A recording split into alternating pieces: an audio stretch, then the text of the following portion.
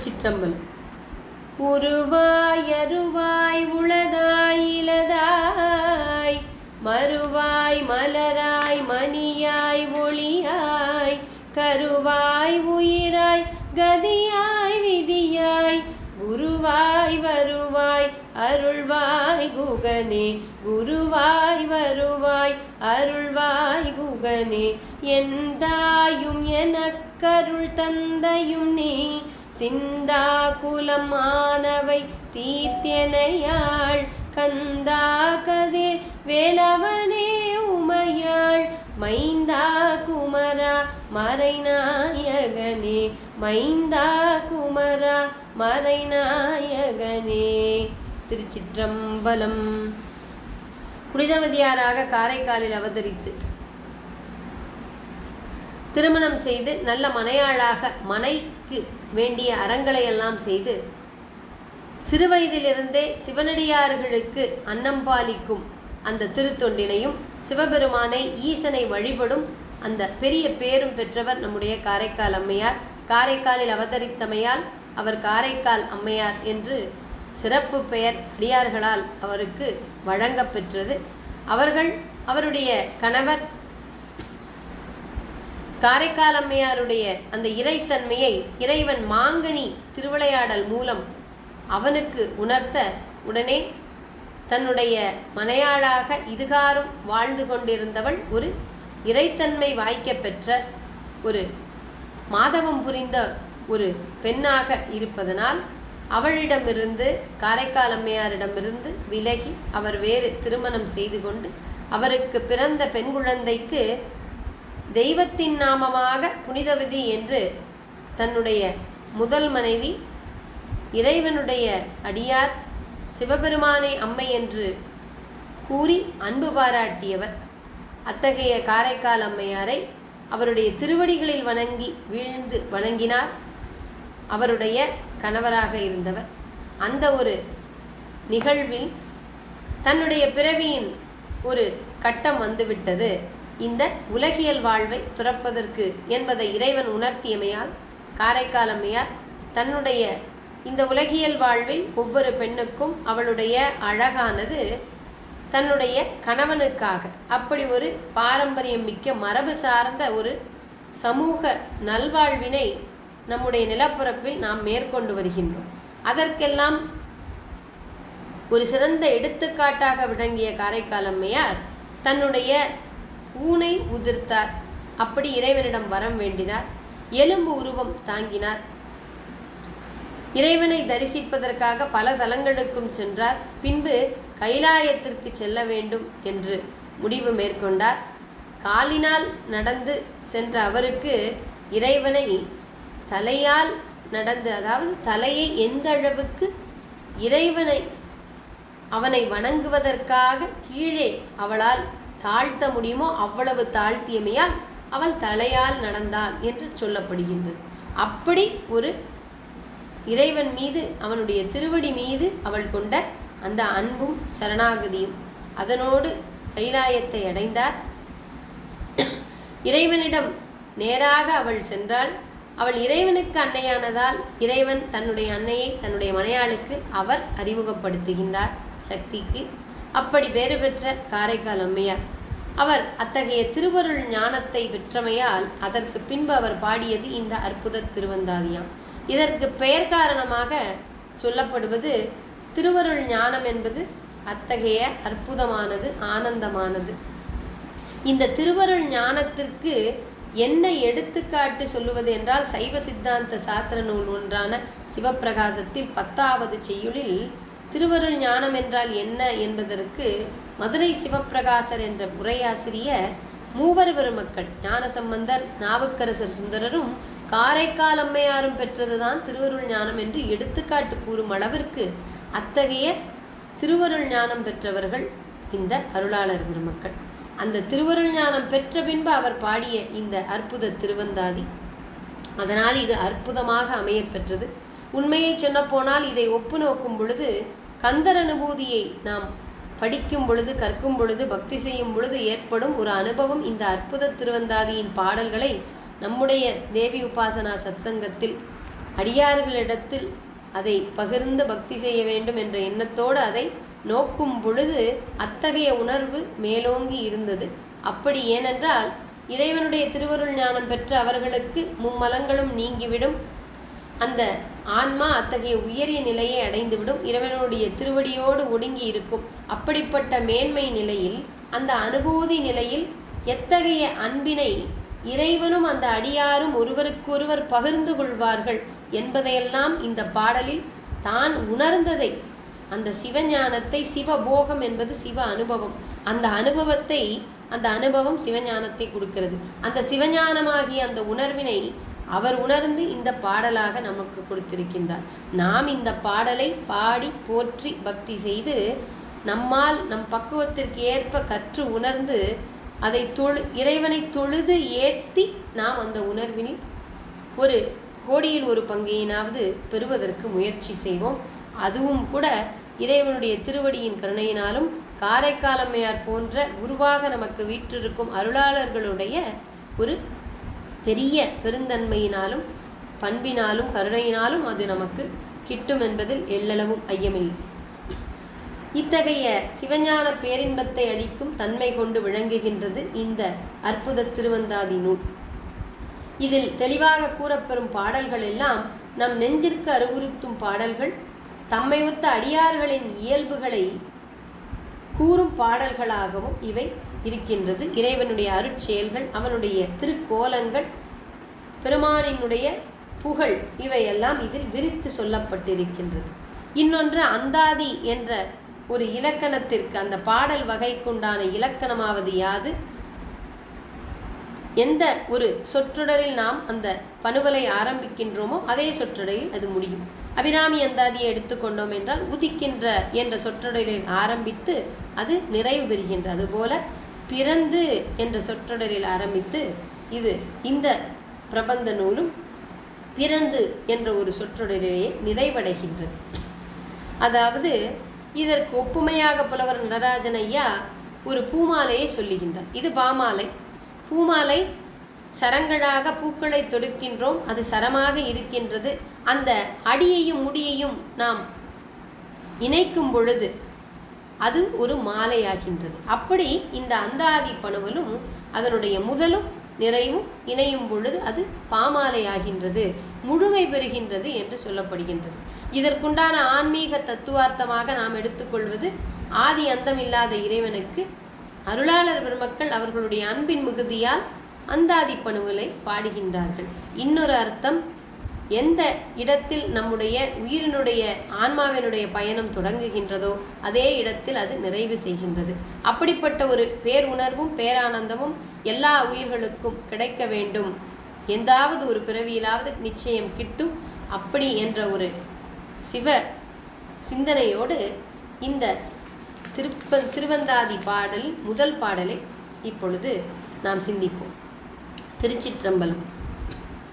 பிறந்து மொழி பயின்று பின்னெல்லாம் காதல் சிறந்து நின் சேவடியே சேர்ந்தேன், நிறம் திகழும் மைஞான்ற கண்டத்து வானோர் பெருமானே எஞ்ஞான்று தீர்ப்பது இடர்கழையாரேனும் எமக்கிறங்காரேனும் படரும் நெறி பணியாரேனும் சுடர் உருவில் என்பரா கோலத்தெரியாடும் எம்மனார்க்கு அன்பராது என் நெஞ்சவர்க்கு அவர்க்கே எழு பிறப்பும் ஆளாவோம் என்றும் அவர்க்கே நாம் அன்பாவ தன்றி பவர் சடை மேல் பாகா போல் சூடும் அவர் கல்லால் மற்றவர்க்கு ஆகாப்போம் எஞ்ஞான்று ஆளானோம் அல்லல் அறிய முறையிட்டால் கேளாதது என் கொல்லோ கேளாமை நீலாகம் செம்மையானாகி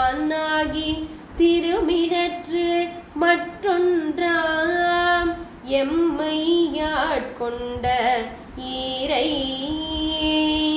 இறைவனே எவ்வுயிரும் தோற்றுவிப்பான் தோற்றி இறைவனே ஈண்டிரக்கம் செய்வான் இறைவனே என் தாயன இறங்கும் எங்கள் மேல் வெண்துயரம் வந்தாலது மாற்றுவான் இறைவனே என் தாய் என இறங்கும் எங்கள் மேல் வெண்துயரம் வந்தாலது மாற்று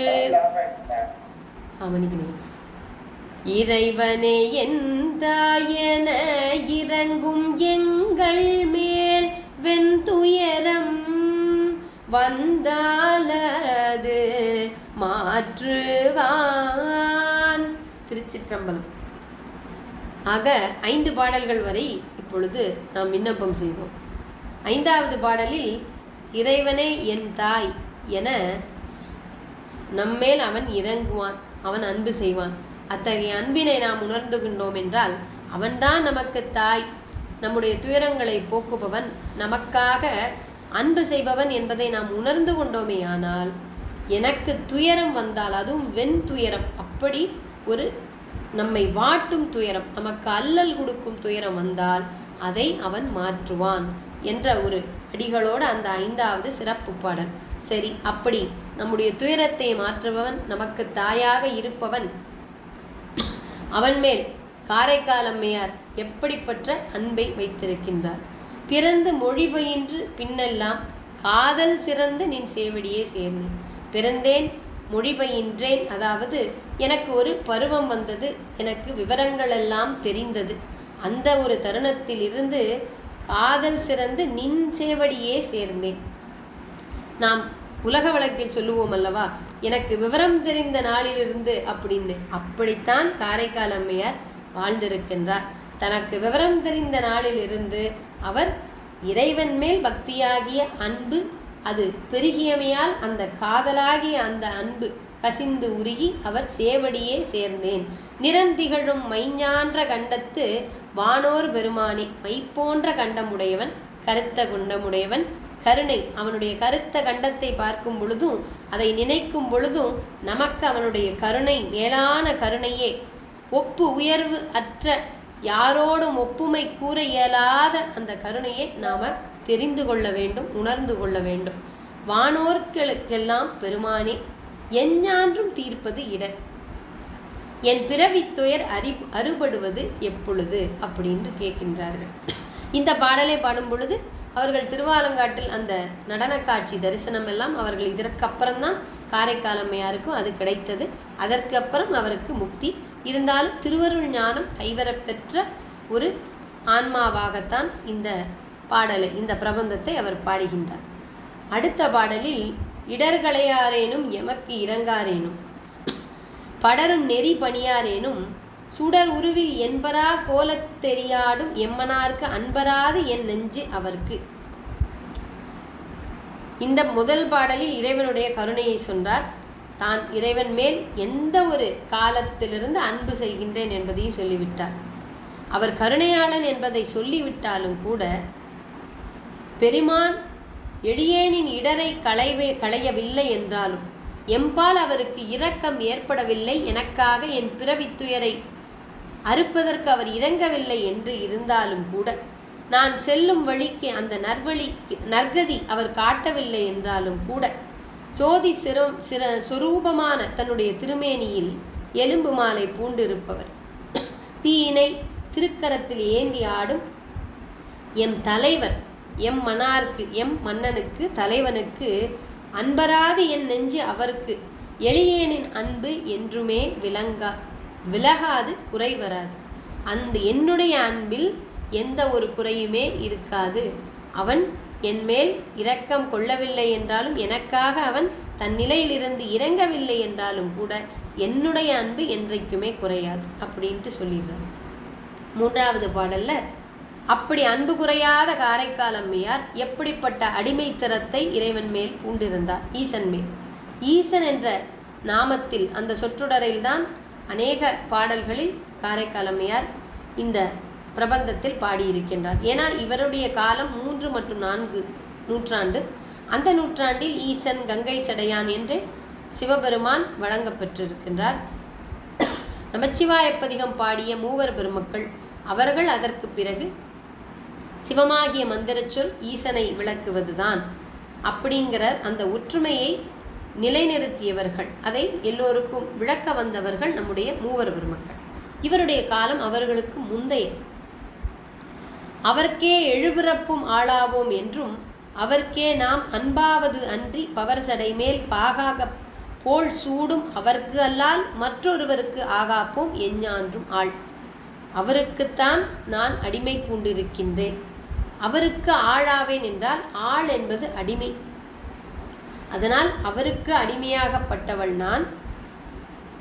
கொடியன்ன சடையின் மேல் துண்டாக உள்ள பிறை பிளவை சூடுகின்ற அந்த பிரானுக்கு அன்றி வேறொருவருக்கும் ஆளாகும் நிலை, அடிமை பூண்டும் நிலை இனி எனக்கு எக்காலத்தும் இல்லை என்று உறுதிப்பட சொல்லுகின்றார்.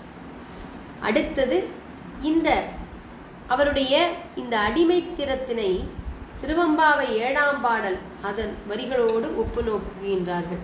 உன்னடியார் தாழ்பணிவோம் ஆங்கு அவர்க்கே பாங்காவோம் அன்னவரே எம் கணவராவர் அவர் உகந்து சொன்ன பரிசே தொழும்பாவாய் பணி செய்வோம் இன்ன வகையே எமக்கு எம்கோன் நல்குதியேல் என்ன குறையும் இல்லேன்.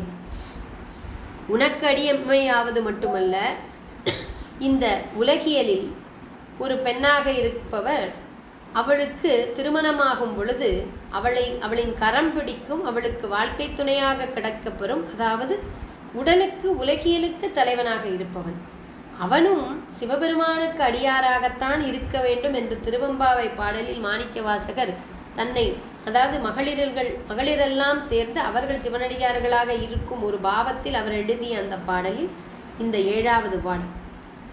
அடுத்தது 4வது பாடல் அற்புத திருவந்தாதியில். இப்படி அடிமைத்திறத்தை பற்றி சொல்லிவிட்டார், அவருடைய அன்பை சொல்லிவிட்டார். அடுத்தது ஆளானோம் அல்லல் அரிய முறையிட்டால் கேளாதது என் கொலோ கேள் ஆமை நீழா ஆகம் செம்மையான் ஆகி திருமிடரு மற்றன்றாம் எம்மை ஆட்கொண்ட இறை. இறைவனுடைய திருமேனி சிகப்பாக தோன்றுமா, அணுகுங்கால் திருமிடரு என்பது கருத்த கண்டம் வேறு வண்ணம் கொண்டு இருப்பதை போல, மேனி சிவந்த மேனி, கண்டம் மட்டும் கருத்த கண்டம். பெரும் கருணை கொண்டான் போல வலியவே வந்து ஆட்கொண்டான். என் அல்லலையும் களைய தானாகவே முற்கொண்டிருக்க அதனை விடுத்து நான் பலமுறை தலையிட்டும் கேளாமல் உள்ளான், இரண்டிற்கும் ஒரு பொருத்தம் உள்ளது அப்படின்னு சொல்றார். இப்படிப்பட்ட இவ்வளவு தூரம் இறைவனுடைய வடிவத்தை பற்றி அவனுடைய அன்பை பற்றியும் தான் அடிமை பூண்டதையும் விளக்கிவிட்டார். ஆனாலும் என்ன சொல்லுகின்றார், அவர் பலமுறை நான் தலையிட்டும், அதாவது முறையிட்டும் என்று சொல்வோம் அல்லவா, அப்படி முறையிட்டும் கேளாமல் இருக்கின்றான் அப்படின்னு சொல்லிவிட்டு அங்கே ஒரு கேள்விக்குறியை வைக்கின்றார். இரண்டிற்கு ஒரு பொருத்தம் இருக்கின்றது. என்ன பொருத்தம்? இறைவனே எவ்வுயிரும் தோற்றுவிப்பான், தோற்றி இறைவனே ஈண்டிரக்கம் செய்வான், இறைவனே என் தாய் என இறங்கும் எங்கள் மேல் வெந்துயரம் வந்தால் அது மாற்றுவான். ஆக நமக்கு சந்தேகமே வேண்டாம், அவன் காலதாமதப்படுத்தலாம், நமக்கு சில சோதனைகளை கொடுக்கலாம். எப்படி இருந்தாலும் நம்முடைய ஆதியும் அந்தமுமாக இருப்பவன் ஆதி அந்தம் இல்லாத இறைவன் தான். அவன் எல்லா உயிர்களையும் தோற்றுவிப்பவன். அவன் தோற்றிய இறைவன். அவன் யார் நம்மை தோற்றுவித்தானோ நம்முடைய போக்கு எப்படி போக வேண்டும், எந்த நேரத்தில் அது முடிய வேண்டும் என்பதும் அவனுக்குத்தானே தெரியும். அதனால் அவன் அதை பார்த்து கொள்வான், அந்த இரக்கம் காட்டுவான். இறைவனே என் தாய் என இறங்கும் எங்கள் மேல் வெண்துயரம் வந்தால் அதை நிச்சயம் அவன் மாற்றுவான். எந்த ஒரு பாடலில் அவன் இறங்கவில்லைனாலும் அன்பு செய்வேனும் சொல்லிட்டு தன்னுடைய அன்பின் நிலைப்பாடில் மாற்றமில்லை என்பதையும் சொல்லிவிட்டு இறைவனுடைய ஆற்றலையும் அவனுடைய கருணையும் இந்த பாடலில் உறுதிப்பாடு செய்கின்றார். எப்படிப்பட்டாலும் நமக்கு அவன்தான் கதி, அதில் மாற்று கருத்தே இல்லை. அதனால் அவனை நம்புங்கள், அவனை தாய் போல கருதுங்கள் அப்படின்னு உறுதியாக சொல்லுகின்றார் 5வது பாடலில். நம்முடைய பொதுநிலையில் உயிர் கூட்டங்களின் நிலைக்கும் வினைக்கும் ஏற்ப அவர்களை தோற்றுவிப்பதும் இது சித்தாந்த கருத்து. பின் உடல் என்று உயிரை பிரித்து வேறாக செய்பவனும் அவனே. என் தந்தையே என்று அவரை கூவி எங்கள் வெண்துயரை நீக்கு என இரக்கம் கொண்டு முறையிடுவதும் அவனிடம்தான். அவ்வனம் செய்தால் வரும் துயரை அவன் மாற்றுவான். இந்த பாடலுக்கு ஒப்பாக நம்முடைய சிவபுராணத்தில் உள்ள வரிகள் நம் அனைவரின் நெஞ்சத்திலும் எப்பவும் ஒலிக்க வேண்டியது. அல்லல் அறுப்பானே ஓ என்று சொல்லிய பாட்டின் பொருளுணர்ந்து சொல்லுவார் செல்வர் சிவபுரத்தில் உள்ளார். பல்லோரும் அவன் திருவடியை பணிந்தோம் என்று நாம் சொல்லுவோமே, அப்படி அந்த அடிகளில் சொல்லப்பட்டது போல அவன் நம்முடைய அல்லலை அறுக்க வல்லவன் இறைவன்தான். அதில் நம்முடைய வினைக்கு ஏற்ப நமக்கு துயரங்கள் வரலாம், அந்த நேரத்தில் நமக்கு ஒரு தொய்வு ஏற்படலாம், சந்தேகம் வரலாம், மனச்சோர்வு ஏற்படலாம். அந்த ஒரு தருணத்திலும் அவனை தாயாக நினையுங்கள், அவன் தன்னுடைய கருணையால் அந்த நிலையினை மாற்றுவான் அப்படின்னு சொல்லுகின்றார். அடுத்தது 6வது பாடல். அடுத்ததாக அற்புத திருவந்தாதியில் 6வது பாடல். வானத்தான் என்பாரும் என் கமற்றும் உயர்கோன் தானத்தான் என்பாரும் தாமன் ஞானத்தான் முன் நஞ்சத்தால் இருண்ட மெய்யொளி சேர் கண்டத்தான் என் நெஞ்சத்தான் என்பான் யான். இறைவனை விண்ணுலகத்தவன் என்பாரும் வானவர் தலைவனான இந்திரன் என்பாரும் முன்பு கடலில் தோன்றிய ஆலகால நஞ்சினை உண்ட கண்டம் கருத்தவன் மெய்யெல்லாம் கருத்த அவன் நெஞ்சத்து உள்ளான். அவனையே யான் போற்றி வணங்குகின்றேன்.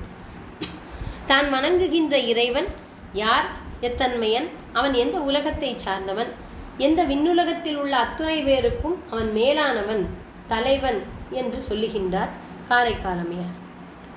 யானே தவமுடையேன் என் நெஞ்சே நன்னெஞ்சம் யானே பிறப்பறுப்பான் எண்ணினேன் யானே அக்கைமா உரிபோர்த்த கண்ணுதலான் வெண்ணீற்ற அம்மானுக்கு ஆளாயினேன். தன்னுடைய தவநிலையை சொல்லுகின்றார் காரைக்காலமையார். யான் தவமுடையவன் என் நெஞ்சு நல் நெஞ்சு யான் பிறப்பறுக்க எண்ணினன் யானை தோலை உரித்து போர்த்தி கொண்டுள்ள நெற்றிக்கண்ணுக்கு வெண்ணீற்றானுக்கு ஆளாகிவிட்டேன் என்று சிவபெருமான் திருவழுவூர் வீரட்டானத்தில் கஜாசுரன், யானை முகம் கொண்ட அந்த அசுரன், அதாவது மதம், யானை என்றாலே மதம்தான், அதற்கு மதம் பிடிக்கும் பொழுது அந்த மத நீர் என்பது 3 நீர்கள் இருக்குமா, அந்த நீரினுடைய நிலையில் அந்த தன்மையில் மாற்றம் ஏற்படும். அப்படித்தான் நம்முடைய மும்மலங்களிலும் முக்குணங்களிலும் ஏற்படும் மாற்றங்கள். அதை கொடுக்க வல்லவன் யார்? ஈசன், பரம்பொருளாக வீற்றிருப்பவன். அத்தகைய இறைவன் அவன் சிறந்த யோக நிலையில் இருக்கின்றான். அந்த யோகத்தில் யானும் அவனோடு இணைந்திருக்க வேண்டும், அவனோடு ஒடுங்க வேண்டும் என்றால் அத்தகைய தவத்தை நானும் மேற்கொள்ள வேண்டும். அவனுக்கு நான் ஆளாகிவிட்டேன் அப்படி என்று காரைக்காலமையார் சொல்லுகின்றார். ஆயினேன் ஆழ்வானுக்கு அன்றி பிறர்க்கரியன் ஆயினேன் அஃதன்றே யாமாறும் தூய புனல் கங்கை ஏற்றானோர் பொன்வரையே போல்வன் அனல் கங்கை ஏற்றான் அருள். பெறுதற்கு அரியவன் ஆனேன் என் பிறவித்துயரை கடக்க முற்பட்டேன். யாரினால், யாருடைய பேரருளினால்? தூய்மையான புனல் கங்கையை திருமுடியிலே கொண்டவன், ஒப்பற்ற பொன்மலையான மேருவினை ஒத்தவன், தீயை கையில் கொண்டவன், அருள் வண்ணத்தால் இறைவனுக்கு அவனுடைய அருளினால் நான் அவனுக்கு அடியவனானேன். அத்தகைய அந்த அவனுடைய அருள் தன்மை என்ன? அந்த அருளானது, அருளே உலகெல்லாம் ஆழ்விப்பது ஈசன் அருளே பிறப்பறுப்பதானால் அருளாலே மெய்ப்பொருளை நோக்கும் விதிவுடையேன் எஞ்ஞான்றும் எப்பொருளும் ஆவது எனக்கு. எஞ்ஞான்றும் எல்லா நேரங்களிலும் எப்பொருளிலும் அவன் நிலைத்திருக்கின்றான், வியாபகத்தன்மை உடையவன். அதனால் அவன் அருளாக வீற்றிருப்பவன். அவனுடைய அருளே இந்த உலகெல்லாம் வியாபித்திருக்கின்றது. ஈசனுடைய அருளே பல்லோருக்கும் பல்வேறு விதமான சிறந்த பதவிகளை நல்கி ஆழ்விக்கச் செய்யும் அந்த இறைவனுடைய திருவருள். அந்த அருளே பிறப்பை அறுத்து நமக்கு வீடு வேற்றினை தரவல்லவது. ஆனால் தானோ அவன் அருளால் உண்மையான பொருளை காணும் நிலையானேன். அதனால் அவன் அருளே எனக்கு எல்லா காலத்துக்கும் பொருளிற்கும் தேவை என்பதை உணர்கின்றேன். மெய்ப்பொருளை உணர்வதற்கு அவன் அருள் வேண்டும். அத்தகைய அதனால் அவனுடைய அருளே சிறந்தது. அதன் மூலமாக எல்லா காலத்திற்கும் பொருளிற்கும் தேவை, அவன் அருள் தேவை எனக்கு என்பதை உணர்ந்து கொண்டேன் என்று சொல்லி இறைவன் ஆனந்தமயமாக இருக்கின்றான் என்பதை 10வது பாடலில் சொல்லுகின்றார். எனக்கு இனிய எம்மானை ஈசனை யான் என்றும் மனக்கினிய வைப்பாக வைத்தேன். எனக்கு அவனை கொண்டேன் பிரானாக கொள்வதுமே இன்புற்றேன். உண்டே எனக்கு அரியது ஒன்று. எனக்கினிய எம்மானை ஈசனை யான் என்றும் மனக்கினிய வைப்பாக வைத்தேன்.